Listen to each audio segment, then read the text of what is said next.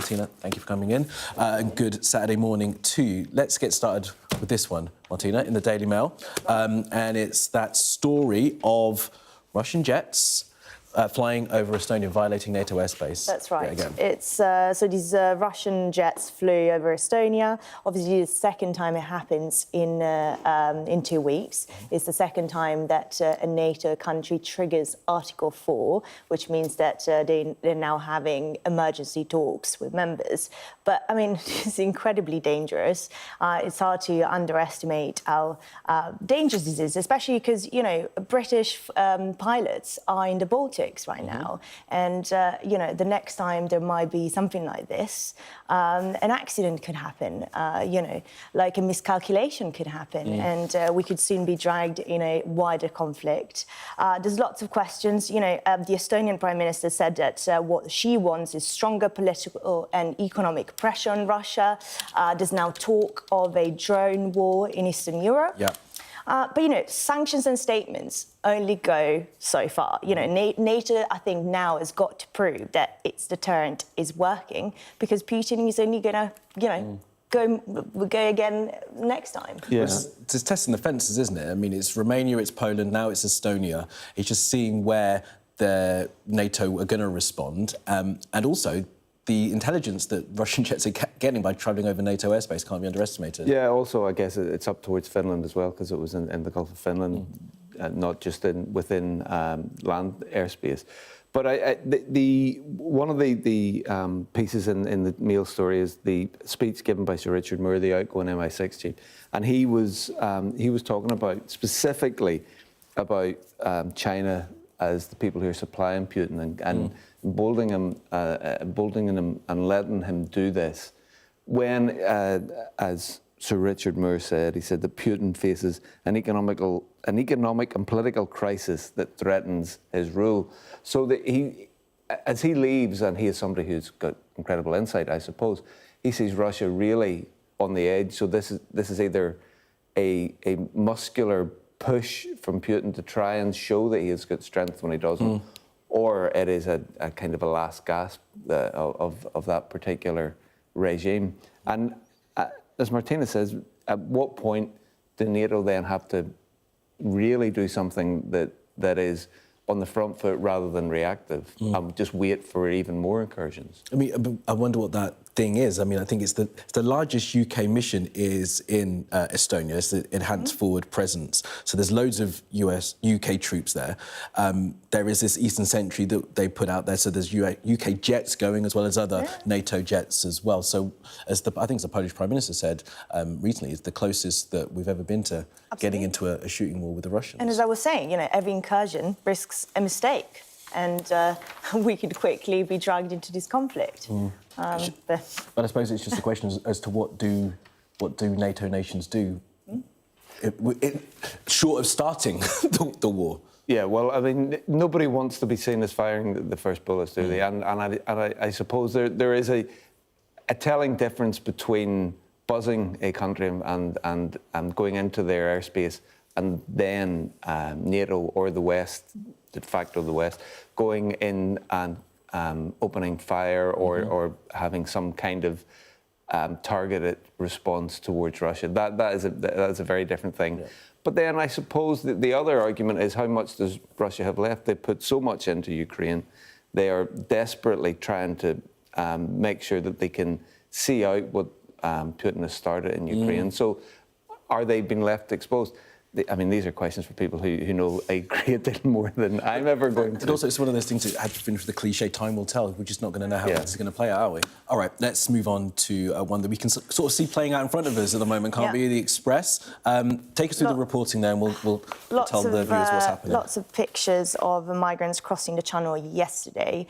The official figures are not out yet, but we're talking about something like hundreds of migrants crossing the channel yesterday.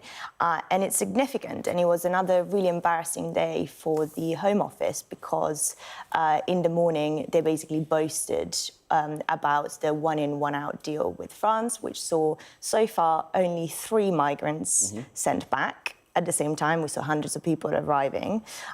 David Lammy, Deputy Prime Minister, was doing interviews yesterday and called the deal an immediate deterrent. Well, it's not, because it's not working yet, at least. There was an interview in the Times, not in the Express, where they picked up what a smuggler said, which said even if the UK started sending 1,000 migrants a week, that wouldn't work, because we would ramp up. They're talking about doing boats that are even bigger, 72,000 migrants every day. So it's a really difficult situation because how do you solve it? We've got the new Home Secretary, Shabana Mahmood. There was another report today of how, she was Justice Secretary before and she thought the hardest job was to solve the prison crisis, and now she's Home Secretary and said, well, this is another really incredibly hard issue. But, with Donald Trump a couple of days ago, he used the last day of his state visit to say, just use whatever you've got to stop this, even use the military. Then obviously yesterday ministers shut down that suggestion. But actually talking to Labour MPs, some Labour MPs at least, you can really see the patience who's running thin. And even a month ago, I was talking to quite an influential backbencher who told me, put the Royal Navy on standby, sack Lord Hermer. We've got to be bold. We've got to think of other things to stop this. Because the pictures, and sorry to go on about this, but the issue of illegal migration is so visual. The pictures that are pretty much on every single newspaper that shows migrants getting on the boats, just so visual, it's just gonna keep being an issue for the Labour government. It will. I mean, I had Peter Carl, the business secretary now, on the show yesterday, where he kind of talked out both sides of his mouth. He said nothing's off the table, but also, we're not going to send the Navy into the Channel. And this conversation was happening as those boats were coming across. And I put to him, it's not a deterrent at all. You've been saying this for months, and yet boats are still coming. He said it needs time to work. They can't put the Navy in the Channel. Can you imagine? I mean, if there's a visual aspect now, can you imagine if there was some kind of Navy gunboat pushing back at or opening fire on migrants? We've seen what happens when military ships are being put into other bodies of water in the Aegean, off Turkey as well, when boats end up sinking. Exactly, and there's massive loss of life. That is not going to work. The only thing really that's going to work is if the government works out a different system for allowing migrants to come in. Because if they don't come in necessarily under lorries or packed into trailers anymore, they're now using small boats. There's always been an illegal move, or not an illegal move, but a desire for people to get into Britain who can't necessarily find other routes in. You've got to find the other routes in, and that is the thing that's going to cut this down. One in, one out is not going to work. Military is definitely not going to work. It has to be an alternative. Interesting. No, what I was saying about yesterday, with this deal with France, that, of course the UK government is paying quite a lot of money to the French government. And yesterday there were reports of the French cops doing nothing, just standing by, escorting boats. There were reports of tourists walking by and saying, what are they doing? Why are they not stopping this? So there's more that we can do with the French. But if the French are just standing there not doing anything, well...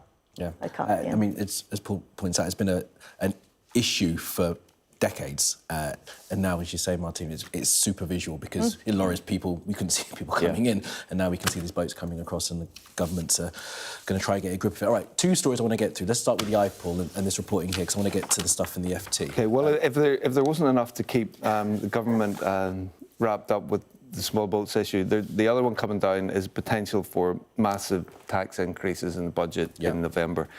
And the eye is looking at the pension triple lock specifically, because the triple lock is keeping the government's hands tied, meaning it's having to put up pensions by quite a considerable amount. The triple lock means it's either a 2.5% increase, whatever the inflation rate is of previous September, or average earnings. And this year, average earnings, 4.7%.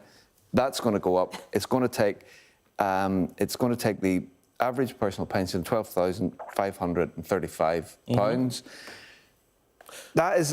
It's a problem for the government, because they've got to find all this extra money. They've pledged to do it, within government.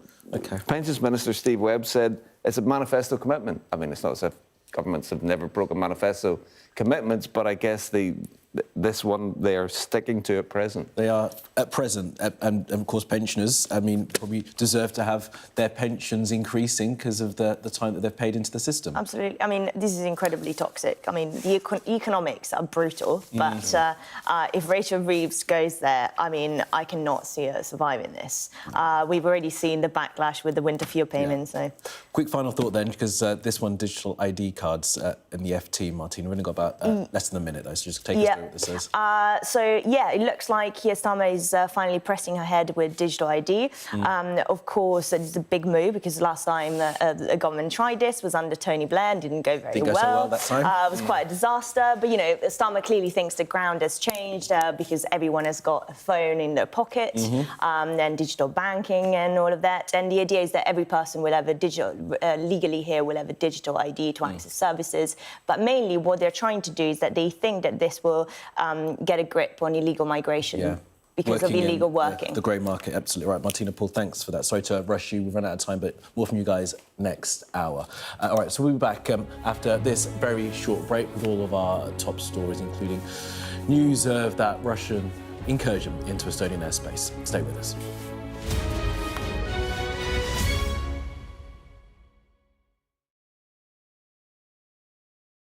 I witnessed the complete destruction of a place linked to my childhood memories